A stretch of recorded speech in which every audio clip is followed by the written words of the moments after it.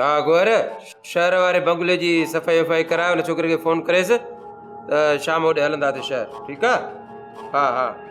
हा हा हा हा हा हा ठीकु आहे ठीकु आहे ठीकु अचु अचु अचु मासी अचु अचु अचु कीअं आई आहे लॻे थो त अॼु कंहिं वॾे कम सां आई आहे अरे अब्बा सदको वञा तुंहिंजे नाले तां अरे अब्बा असां मिसकीननि जा कम कहिड़ा ग़रीबनि लाइ कमु हेतिरो वॾो कमु हूंदो आहे पर तव्हां जहिड़नि रईसनि लाइ पितकड़ो कमु आहे पितकड़ो मासी तूं असांजी सॼी ज़िंदगी ख़िदमत कई आहे असांखे इहो अहसासु आहे तुंहिंजो कमु पितकड़ो हुजे या सितकड़ो हुजे तूं हुकुम कर ॿुधाए कहिड़ो कमु आहे शाबस अथई अब्बा मूंखे तो मां इहा ई उमेद हुई अब्बा सालार ॻाल्हि ॿुध हीउ जेको आहे मलूक अब्बा उन खां आउं संग लहणा हीअ जेका धीअ अथसि न पिरे मुंहिंजे बशू जी मंग आहे ऐं हाणे वरी मलूक खे ॾिस ऐं बशू खे संग ई नथो ॾे छो मासी माफ़ कजाए हाणे बशू बि को माण्हू आहे जंहिंजे लाइ तूं पिरे जो संग थी घुरे हा छो अब्बा अब्बा मुंहिंजे बचड़े लाइ ईअं न चओ शाबस आहे तोखे अब्बा शाबस अथई ऐं तो में टके पैसे जी उमेद हुई अब्बा उहा बि तो लोड़ी छॾ बसि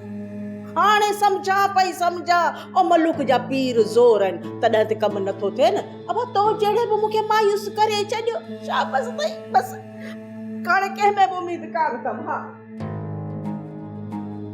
मासी ओ मासी हेॾा त अचु मां त मिड़ई तोसां मज़ाक बि कई तूं वरी सच सम्झी वञे थी पई मासी ॾिस जेकॾहिं बशूअ जो हक़ु आहे त बशूअ खे ज़रूरु मिलंदो पर जेकॾहिं हुनजो हक़ु न बि हुजे न तॾहिं बि संग मां तोखे वठी ॾींदुमि तूं मायूस न थी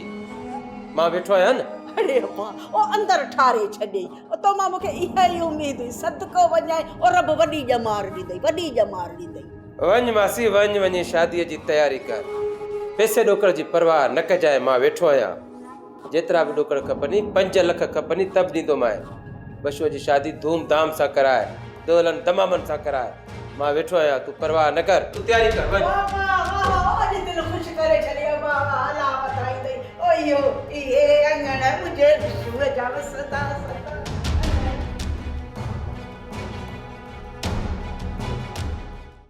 सोप सीरियल सिंध जाई तमाम एपिसोड्स ॾिसो हाणे HD क्वालिटीअ में विजिट करियो असांजो YouTube channel Sindh TV HD drama subscribe कयो असांजो official YouTube channel Sindh TV HD drama ऐं वधीक अपडेट लाइ बेल आइकन खे क्लिक करियो